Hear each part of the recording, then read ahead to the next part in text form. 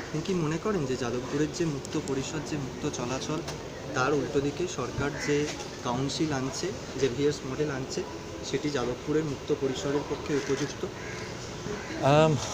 আমি যাদবপুরের নিজের ছাত্র হিসেবে এইটুকু বলতে পারি যে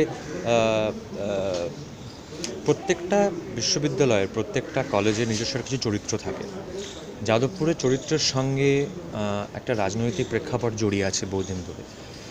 তেমনি আবার দ্য সেম টাইম আমার এটাও মনে হয় যে এই রাজনৈতিক চরিত্রটা যাদবপুর ইউনিভার্সিটির সঙ্গে অঙ্গাঙ্গিভাবে জড়িয়ে আছে। তো যদি ইউনিয়ন ডিসব্যান্ড করে দেওয়ার ফলে যদি সেই চরিত্রটা যদি পুরোপুরি চলে যায়, পুরোপুরি নষ্ট হয়ে যায়, সেটা খুব কাঙ্ক্ষিত বলে আমার মনে হয় না, সেটা খুব কাম্য বলে মনে হয় না। অ্যাট দ্য সেম টাইম এটাও বলবো যে ইউনিয়ন বা রাজনীতি থেকে ইউনিভার্সিটি বা কলেজের মধ্যে ভায়োলেন্স, যেটা আমরা পশ্চিমবঙ্গের অন্য অনেক জায়গায় দেখি, যাদবপুরে বরঞ্চ ভয়েসেস দেখি, আমরা দেখি যে ডিবেটস, ডিসকাশনস ইত্যাদি, সেইটাকে পুরোপুরি নালিফাই করে দেওয়াটা হয়তো বা একটা সঠিক সিদ্ধান্ত, বা হয়তো বা যাদবপুরের চরিত্রের পক্ষে হয়তো খুব কাম্য নয় বলে আমার মনে হয়। আপনি যে কথা বলছিলেন সেটি সূত্র ধরেই যে ভিএসের নিজস্ব চরিত্র আছে, যাদবপুরের চরিত্রে কি এমন হচ্ছে যে ল্যাক আছে, যার জন্য হচ্ছে যে ভিএস মডেলটিকে যাদবপুরের মধ্যে ইনপুট করা হচ্ছে?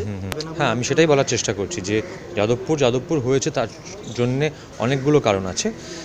তার মধ্যে কিন্তু একটা কারণ হচ্ছে যাদবপুরের একটা রাজনৈতিক চরিত্র আছে, একটা বিভিন্ন ধারার রাজনীতি নিয়ে মানুষ কথা বলেন, বিভিন্ন ধারার মতামত নিয়ে।